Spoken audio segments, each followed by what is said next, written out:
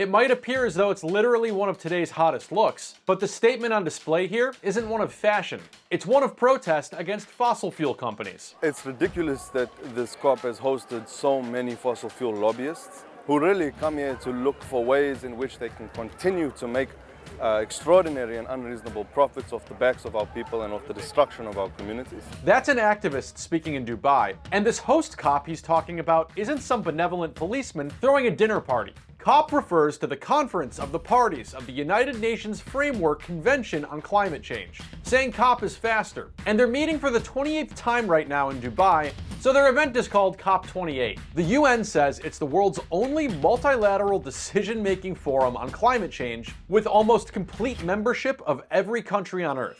And among the 70,000 attendees are climate scientists, experts, and business people, which is why these protesters are dressing like a wildfire. A bad wildfire, not a good wildfire.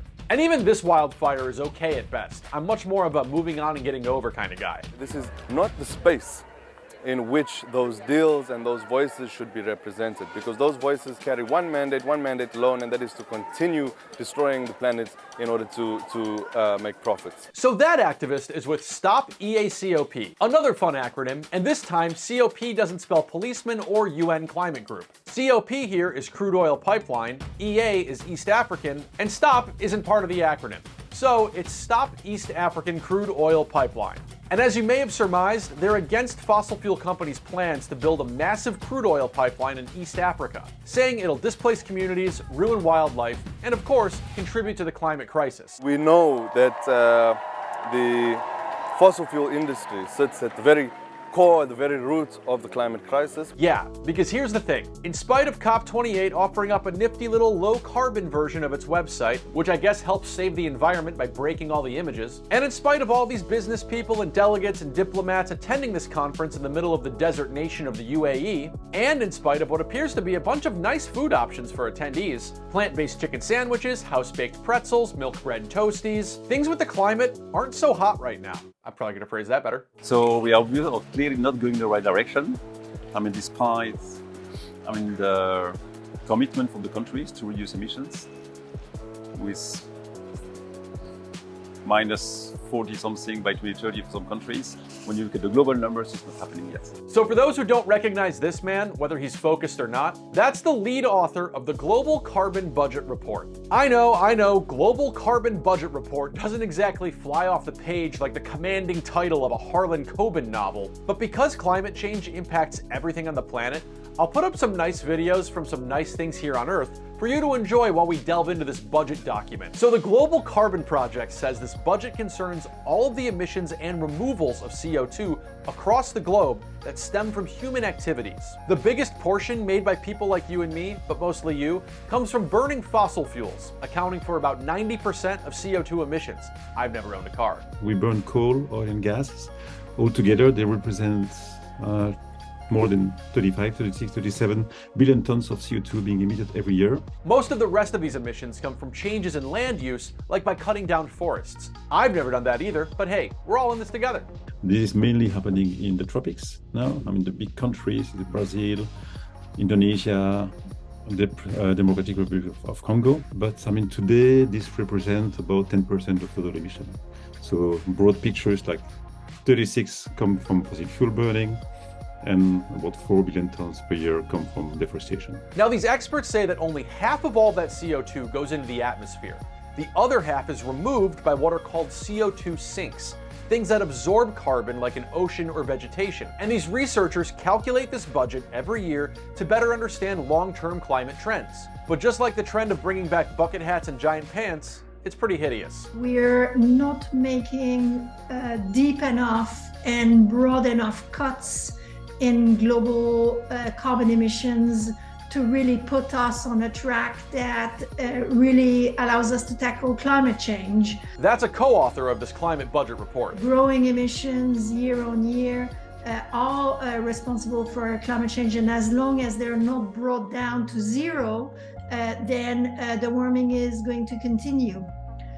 We have seen some progress, but the progress is at the moment not substantial enough. There's 26 countries that decreased their emissions for over a decade now while growing their economy. So we're really seeing that it is possible to do.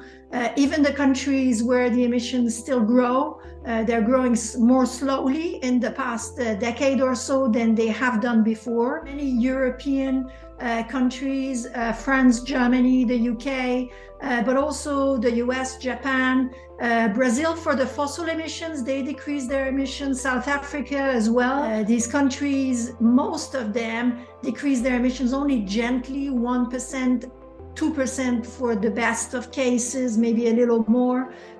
So that has to accelerate. Now, our friends with the carbon budget say that if you excluded China and India from their count, the entire world's CO2 emissions from fossil fuels and manufacturing cement, oh yeah, that's bad too, would have seen an overall drop. But alas, it's kind of hard to ignore like a third of the planet's population, and when you rope those neighbors in, we've got about a 1.1 overall % increase in CO2 pollution compared to last year. What I can tell you is that if you look at the big countries that are emitting CO2, India is up by 8% this year, China is up by 4%, US is down by around 3%, and EU by around 7%, a bit more, 7.4 I think.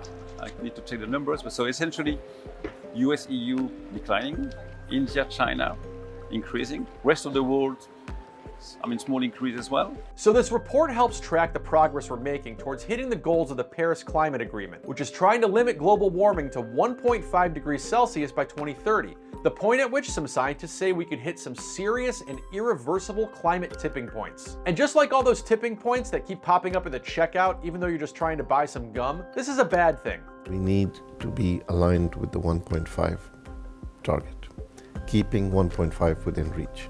That we've articulated as the principal objective of this conference. That's the CEO of COP28. Again, the climate conference, not one of those police academy sequels. And it turns out they're working with a nice little document of their own. It's called the Global Stocktake, which again, come on, even those magazines nobody reads in the Delta Lounge have catchier titles than these things. Anyway, the Global Stocktake is basically a report card on how the world is coming along in meeting its Paris Agreement commitments. COP28 is basically this report card's grand coming out party. A debutante in the form of a hurricane, I suppose. But a summary of this report was already released by the UN back in September. Key finding number 1, while action is proceeding, much more is needed on all fronts. And further down, the world is not on track to meet the long-term goals of the Paris Agreement. That finding echoes the global carbon budget, which warns that at current emissions levels, the remaining carbon budget for a 50% chance to limit warming to 1.5 degrees Celsius could be exceeded in 7 years. There's going to have to be substantial progress on reducing emissions and creating a trajectory of decarbonization that brings us to alignment with 1.5 by 2030. So we have 7 years to do this. Either we can stay mired in debates about language, or we can find practical ways to get this done, and to have a language that everybody can agree to, everybody becomes part of, and embarks on a very ambitious decarbonization pathway. Yeah, so negotiators at COP28 are still trying to figure out exactly how to move forward here. But there's one guy who's emerged as a contentious figure at this conference. The very head of the conference, Sultan Al Jaber, the president of COP28. No, not the CEO, that's a different guy. And our Sultan here also happens to be the Director General and CEO of ADNOC, the Abu Dhabi National Oil Company, the UAE's state-owned oil conglomerate. Not only are some people not terribly happy with having the head of an oil company oversee a conference that's overseeing a crisis that seems to suggest we might need to, stop buying his product, The Guardian also just reported on these comments he made back in November during a climate event. I accepted to come to this meeting to have a sober and a mature conversation. I'm not in any way signing up to any discussion that is alarmist. I am here factual, and I respect the science. And there is no science out there, or no scenario out there, that says that the phase out of fossil fuel is what's going to achieve 1.5. Please help me, show me a roadmap for a phase out of fossil fuel that will allow for sustainable socio-economic development. Unless you want to take the world back into caves. The oil and gas industry made a mistake in overreaching and naming the CEO of one of the largest and one of the dirtiest, by many measures, oil companies in the world as the president of the COP. That's a man called Al Gore, who used to work for the government. I think that surprised people and offended some people because it wasn't respectful of what the world needs in the way of confidence that nations are actually working in good faith to try to solve this instead of bending to the will of the fossil fuel companies. You know, they're much better at capturing politicians than they are at capturing emissions. At COP28, Daniel Plainview here defended himself from the critics. I'm quite surprised with the constant and repeated attempts to undermine the work of the COP28 presidency and the attempts to undermine the message that we keep repeating when it comes to how much we respect the science. The science says that we must get to net zero emissions by 2050, and we must reduce emissions by 43% by 2030, and that is to reduce 22 gigatons, the one I just referred to, in order for us to be able to keep 1.5 within reach. Yeah, and as the CEO of this conference points out, So we're going to have our work cut out. There's a lot of work to do. There's a lot of heavy lifting to do. So I think the room for that kind of positioning is not really there. There has to be substantive engagement and progress that has to be demonstrated. the Sultan says fossil fuel industry buy-in is essential to reducing greenhouse gas emissions. And a bunch of oil companies have just come forward to say they're working to curb methane emissions. So far, 50 international and national oil companies representing over 40% of global oil production have signed up. That is a phenomenal achievement. 19 of them are adopting net zero 2050 targets for the first time. And 31 have also committed to net zero methane emissions by 2030 for the first time. But in an open letter by over 300 groups like the Sierra Club, Greenpeace, Oxfam International, and like 300 others, they say this methane agreement is a smokescreen that hides the reality that we need to phase out oil, gas, and coal. But the main thing that needs to be done is to phase out oil and gas. If they don't do that, it's a failure.